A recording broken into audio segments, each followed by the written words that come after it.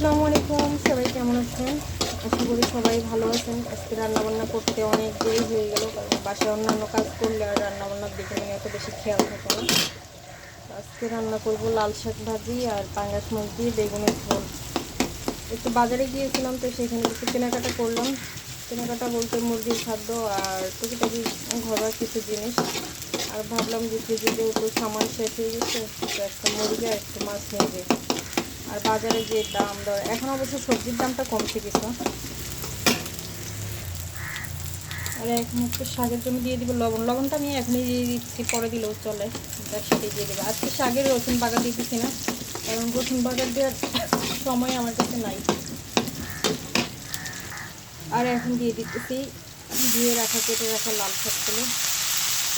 শাক একদম অল্প একটু হয়ে যাবে, কিন্তু এখন শীতের সিজন না, এই সিজনের লাল শাকটা খাইতে মজা লাগে। কিন্তু যখন এই যে শুরুতে লাল শাক বের হয়, লাল শাকের দামটাও বেশি থাকে, তখন আবার এত ভালো লাগে না।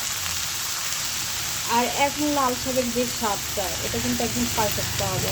আর আগে যেগুলো বের হয় ওই স্বাদটাও মানে এত বেশি ভালো আমার কাছে লাগে না আজকে।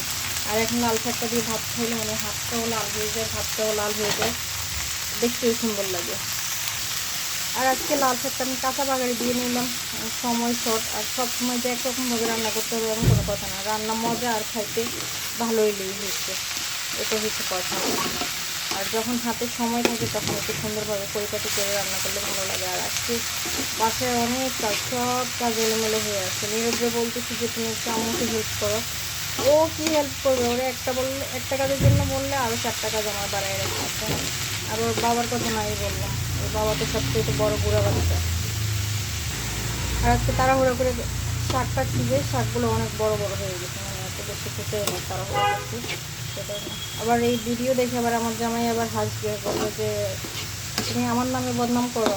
আসলে বদনাম করার কিছু নেই, সব হাজব্যান্ড ওয়াইফই একরকম, মানে 19-20 হইতেই থাকে, সব সংসারেই হয়, এগুলো কোনো ব্যাপার না। এগুলো নিয়ে জীবন আগায় নিতে হয়। লাল শাকটা অনেকটা মজে গেছে, আর এখন একটু ডালটা স্লো করে দেবো যাতে ভালোভাবে সিদ্ধ হয়ে যায়। আমাদের এখানে জামাই পিঠা বিক্রি করতে আসছে, তো আমি 2টা নিলাম, একটা আমার ছেলের জন্য আর একটা আমার জন্য। নীরব নাও, একটা নাও। তো এই হয়ে গেল আমার লাল শাক ভাজি। এরপরে রান্না করবো মাছ। এখন আমি একই কড়াইতে ভাইজে নিতেছি মাছের পিসগুলো, আর শাকগুলো আমি বাইরে একটা বলের মধ্যে রেখে দিচ্ছি। আর এই কড়াইতে আমি মাছ ভাজা খাইছিলে, মাছগুলো প্রচুর ফুটতেছে। মাছগুলোর আগে ঢাকনা দিয়ে নিলাম, কারণ প্রচুর পরিমাণে ফুটতেছে, তেল ছিটকে আসতেছে। আর যেটা বলতেছিলাম, এই কড়াইতে মাছ ভাজতেছি একটাই কারণে, কারণ বারবার কড়াই চেঞ্জ করলে, বারবার যত বেশি কড়াই চেঞ্জ করবে তত বেশি আমার দিতে হবে। মাছগুলো ভাজা শেষ হয়ে গেছে, তো এখানে যে তেলগুলো বাড়ছে, তেলগুলো আমি অন্য কড়াইতে দিয়ে দেবো রান্নার জন্য। ওই তেলের সাথে আরও তেল মিক্স করে নিচ্ছি, আর এখন সব মশলা এখানে মিক্স করে আছে, দ্বিতীয় আমার ভয় লাগতেছে। তেলটা গরম হয়ে গেছিলো, তো তত একটা বেশি সমস্যা হইল না। এখন এই মশলাটা ভালোভাবে কষাই নেব, তারপরে বেগুন দিয়ে দেবো। মশলা কষানো হয়ে গেছে, আর এখন দিয়ে দেবো বেগুন। বেগুনের সাথে আমি চাইলে আলুও দিতে পারতাম, কিন্তু কালকে একজনের একটা পোস্ট দেখলাম যে বর্তমানে আলু বয়কট করা উচিত, কারণ আলুর যে পরিমাণ দাম, 70 টাকা 80 টাকা কেজি আলু। আজকে আমি নতুন আলু আনছি, আধা কেজি 40 টাকা দিয়ে 80 টাকা করে হয়েছে একটু।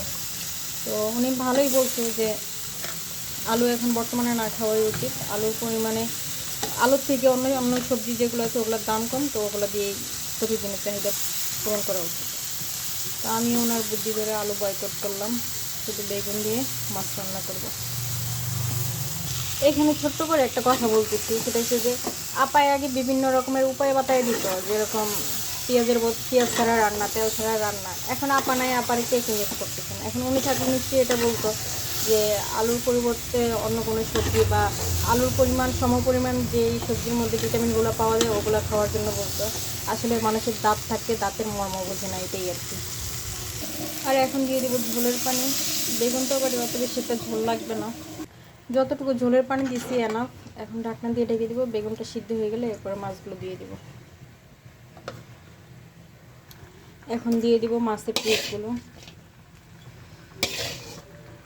তারপরে দিব কিছু ফ্রোজেন টমেটো, আর ধনিয়া পাতা থাকলে দিব, না থাকলে দিব না, কারণ আমি এখনও শিওর না, ফ্রিজ খুলে দেখতে হবে যে ধনিয়া পাতা আছে কিনা।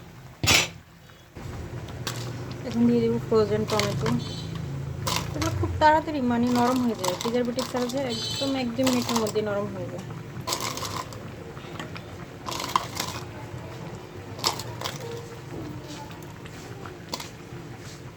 জাস্ট ফ্লেভারের জন্য। তারপরে আবার ঢাকনা দিয়ে দিব, 2-3 মিনিট জাল হোক, তারপরে নামাই নিব। তো তরকারি হয়ে গেছে। তো আজকের মতো এতটুকুই। সবাই ভালো থাকবেন, সুস্থ থাকবেন সেই দোয়া রইল। আর অবশ্যই আমার ভিডিওটি ভালো লাগলে লাইক কমেন্ট শেয়ার করে দিবেন। Tata, bye bye.